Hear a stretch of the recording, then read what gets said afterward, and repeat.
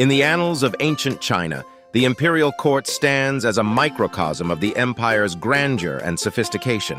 This institution was not merely a place, it was a complete world, a kaleidoscope of politics, culture, and societal norms. The court was the beating heart of the empire, where influence was traded and exercised as currency. It was a captivating stage where the subtle games of power unfolded daily, and the courtiers were the unsung heroes who played their parts masterfully. They were the power brokers, advisors, and diplomats, deftly managing the imperial business, their voices echoing in the emperor's chambers as whispers of influence and counsel. As men of considerable intellect and political savvy, courtiers were more than mere functionaries. Selected for their discreet nature, tactful demeanor, and articulate voices, they were vital in every facet of the imperial court. They advised on affairs of state, conducted ceremonies, brokered diplomatic relations, and served as the emperor's confidants. Their role was not confined to the palace's elaborate walls, but extended to the empire's boundaries, significantly impacting the socio-political landscape. Origins and training, the making of courtiers. Courtiers were not born, they were meticulously crafted. The position of a courtier was born out of necessity. The emperor needed a circle of trusted and capable individuals. Young men were selected through a rigorous process that considered their lineage, merit, and in some cases even their aesthetic appeal, in accordance with the prevailing norms and values of the society. Once chosen, these men were subjected to intense training. This education did not merely aim at creating knowledgeable courtiers, it went beyond cultivating understanding in arts, history, philosophy, and the classic texts of Chinese literature. The curriculum was designed to imbue them with an appreciation for the nuances of courtly etiquette and the delicate art of diplomacy. Their education was as much about character formation as it was about academic learning. Power brokers and influencers, the role of courtiers. The imperial court was a diverse ecosystem of roles, and courtiers were positioned across the hierarchy, from scholar officials who were responsible for the court's daily functioning, to the eunuchs privy to the palace's innermost secrets. Higher-ranking courtiers wielded significant influence and had the emperor's ear. Their counsel often shaped the empire's direction, subtly altering the trajectory of history itself.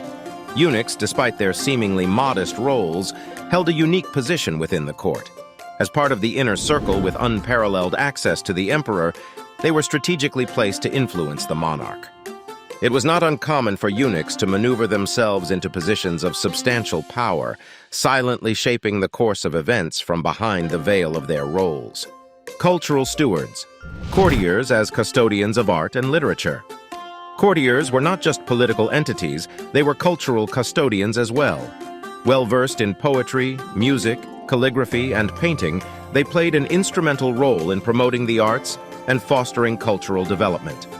Courtly culture, largely determined by courtiers' tastes, was considered the benchmark for the rest of the society to emulate. Their literary prowess also led them to record the court's happenings, chronicling the reigns of emperors.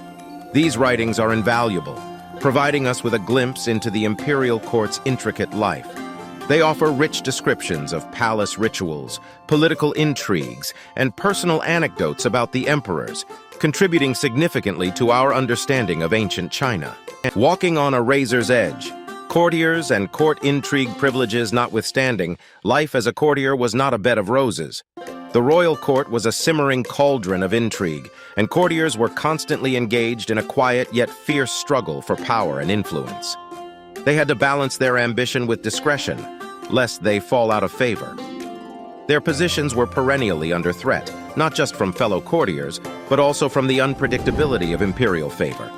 Courtiers had to exercise prudence, knowing when to express their opinions and when to hold their tongues, when to shine in the spotlight and when to merge with the shadows. They were masters in the art of persuasion, subtly guiding the emperor's decisions without overtly asserting their influence.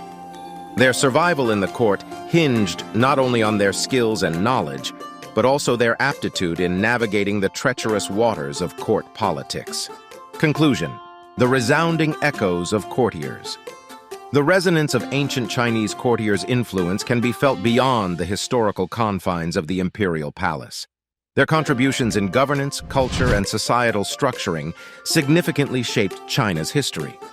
They implemented the emperor's vision, shaping the very fabric of Chinese society and culture. Their writings, preserved through centuries, offer a rich and detailed account of imperial life and culture, giving us a window into the past. Through these literary works, the wisdom and experiences of courtiers continue to inform and inspire generations, offering invaluable lessons in diplomacy, governance, and the delicate handling of power. Therefore, the role of a courtier in ancient China was far more than a palace functionary. They were indispensable cogs in the grand imperial machinery. Their story, enmeshed in the rich tapestry of Chinese history, bears testimony to the subtle strength of influence, the stewardship of culture, and the elaborate dance of power and politics at the heart of an empire. Their legacy serves as a powerful reminder of their vital role in shaping the destiny of a civilization, an echo of their influence reverberating through the ages.